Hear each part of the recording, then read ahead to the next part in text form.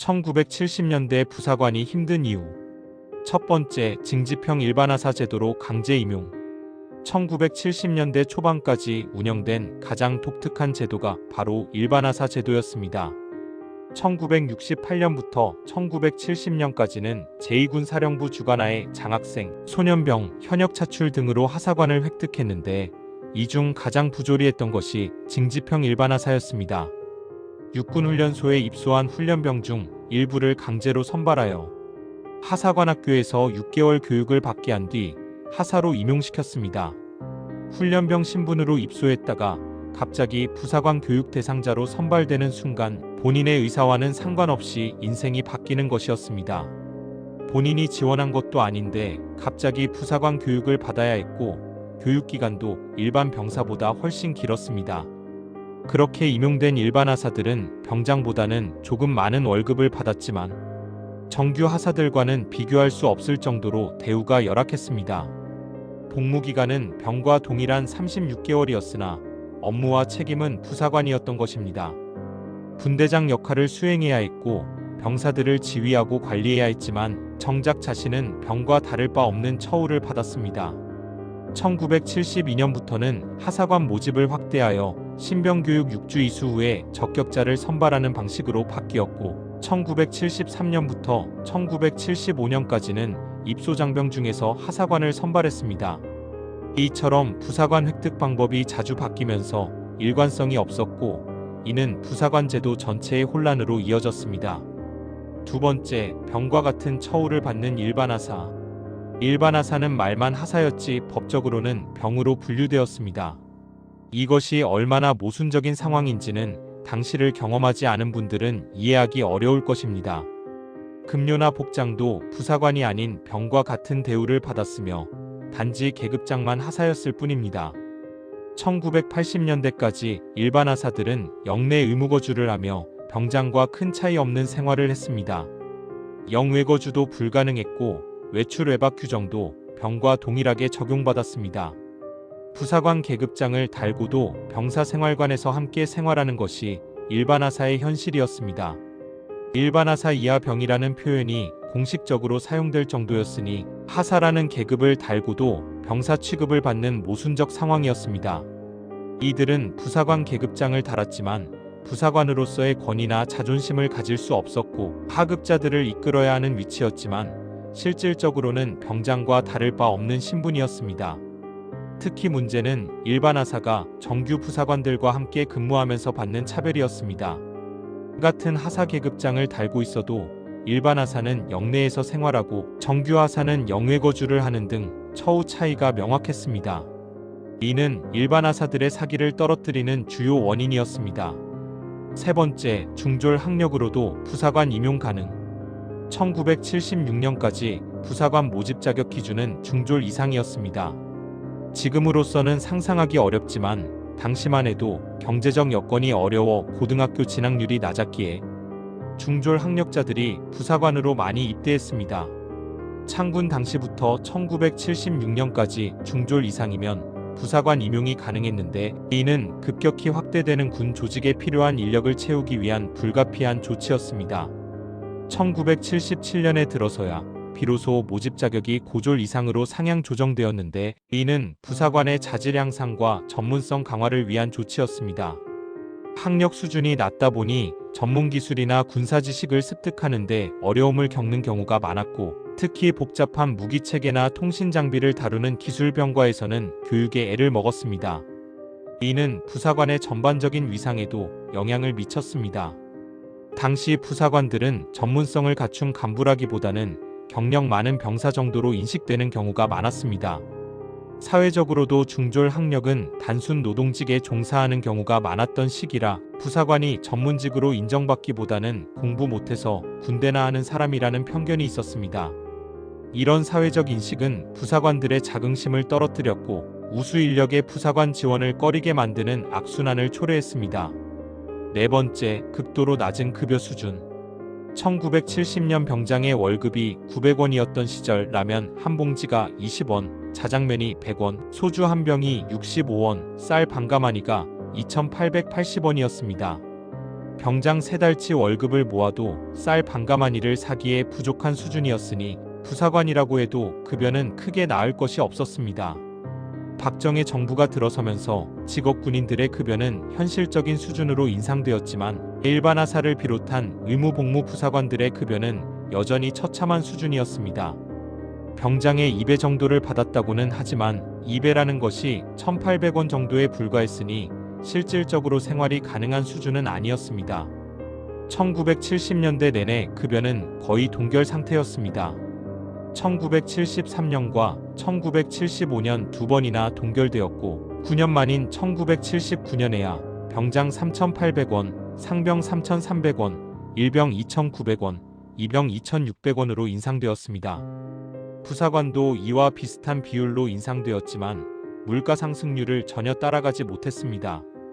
결혼한 부사관의 경우 가족을 부양하기가 거의 불가능했습니다. 아내가 일을 하지 않으면 생활이 불가능했고 자녀 교육은 엄두도 내지 못하는 경우가 많았습니다. 이런 열악한 급여 수준은 우수한 인재들이 부사관을 기피하게 만드는 주요 원인이었고 장기 복무를 포기하고 전역하는 부사관들도 많았습니다. 5번째, 3단계 계급 체계의 한계. 1962년 군인사법 개정으로 하사, 중사, 상사의 3단계 계급 운영이 시작되었습니다. 이전에는 더 복잡한 계급 체계였지만 개편을 통해 단순화하면서 오히려 진급 기회가 줄어들었습니다. 1967년에 주임 상사 현재의 원사가 만들어지기 전까지는 상사가 최고 계급이었는데 이는 20년 이상 복무하는 부사관들에게 매우 제한적인 진급 구조였습니다. 당시 45세까지 복무하는 연령 정년 제도가 시행되었지만 계급이 3단계밖에 없다 보니 진급의 기회도 제한적이었습니다. 하사에서 중사로 진급하는데 5년 이상, 중사에서 상사로 진급하는데 또 수년이 걸렸는데 상사까지 진급한 후에는 더 이상 올라갈 곳이 없어 무력감을 느끼는 경우가 많았습니다. 30대 중반에 상사까지 올라간 부사관들은 45세 정년까지 10년 이상을 같은 계급으로 복무해야 했습니다. 진급 가능성도 없고 급여도 오르지 않는 상황에서 동기부여를 유지하기란 매우 어려웠습니다. 병 계급은 4단계였는데 부사관은 3단계라는 것도 부사관들의 불만 요인이었습니다. 1967년 주임상사 제도가 도입되면서 조금 나아졌지만 주임상사는 대대급 이상 부대에서 부사관 대표로 한 명씩만 임명되는 보직이었기에 대부분의 부사관들에게는 그림의 떡이었습니다. 수백 명의 상사 중 극소수만이 주임상사가 될 수 있었고 나머지는 여전히 진급의 길이 막혀 있었습니다. 6번째, 초급 장교들에게 받는 하대. 1970년대 부사관들은 아무리 경력을 쌓은 상급 부사관이라도 새파랗게 젊은 초급 장교들에게 하대를 받는 것이 일상이었습니다. 20년 경력의 상사가 갓 임관한 소위에게 반말과 무시를 당하는 일이 흔했고 이는 부사관들의 사기를 크게 떨어뜨렸습니다. 하사관이라는 명칭 자체가 아래 하자를 써서 장교 아래 딸린 사람이라는 의미를 담고 있었기에 부사관들은 자신들이 단지 장교를 보조하는 하급 존재로 취급받는다고 느꼈습니다. 장교들은 부사관을 간부 동료가 아닌 상급 병사 정도로 인식하는 경우가 많았습니다. 특히 문제가 되었던 것은 업무 지시 방식이었습니다. 장교들은 부사관들에게 명령조로 일방적인 지시를 내렸고 부사관의 의견이나 경험은 무시되기 일쑤였습니다. 베트남전 참전 경험이 있는 상사가 소대장 소위의 잘못된 전술 판단을 지적해도 내가 뭘 안다고? 라는 식의 반응을 듣는 것이 현실이었습니다. 계급장 착용 위치도 차별의 상징이었습니다. 1996년까지 부사관들은 병사들처럼 왼쪽 가슴에 계급장을 달았고 야전 상의에서는 양팔에 달았습니다. 반면 장교들은 옷깃과 어깨에 계급장을 달아 명확히 구분되었습니다. 이런 차이는 시각적으로도 부사관이 장교와 다른 하급 신분임을 보여주는 것이었습니다. 이런 문제는 2001년이 되어서야 부사관으로 명칭이 바뀌면서 조금씩 개선되기 시작했습니다. 부는 버금이라는 의미로 장교를 보좌하는 동등한 간부라는 인식의 전환을 담고 있었습니다. 7번째, 불명확한 신분과 역할. 1970년대 부사관들이 겪었던 가장 큰 어려움은 신분과 역할이 불명확했다는 점입니다. 일반 하사는 법적으로 병으로 분류되면서도 부사관의 업무를 수행해야 했고 정규 부사관들도 직업 군인으로서의 체계가 제대로 갖춰지지 않은 상태였습니다. 1972년부터 하사관 모집을 확대하여 신병교육 6주 이수 후 적격자를 선발했고 1973년부터 1975년까지는 입소장병 중에서 하사관을 선발했으며 1976년 이후에는 분대장 요원을 별도 징집했습니다.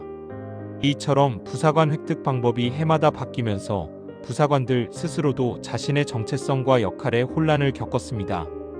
1976년에는 특별한 변화가 있었는데 정예기술하사관 육성 계획에 따라 금호공업고등학교에 학군단 ROTC 최초로 설치되어 고등학교 졸업과 동시에 부사관으로 임관하는 과정이 신설되었습니다. 이는 기술 분야 전문 부사관을 양성하기 위한 시도였지만 또 다른 형태의 부사관이 추가되면서 부사관 체계는 더욱 복잡해졌습니다. 분대장으로서 병사들을 지휘해야 하는지, 장교를 보좌하는 참모로서 행정 업무를 담당해야 하는지, 아니면 특정 분야의 전문가로서 기술을 발휘해야 하는지 명확하지 않았습니다. 부대마다 지휘관마다 부사관에게 요구하는 역할이 달랐고 통일된 직무 기준도 없었습니다. 이런 혼란 속에서 부사관들은 계급장만 달린 병이나 장교의 심부름꾼 취급을 받으며 정체성의 위기를 겪어야 했습니다.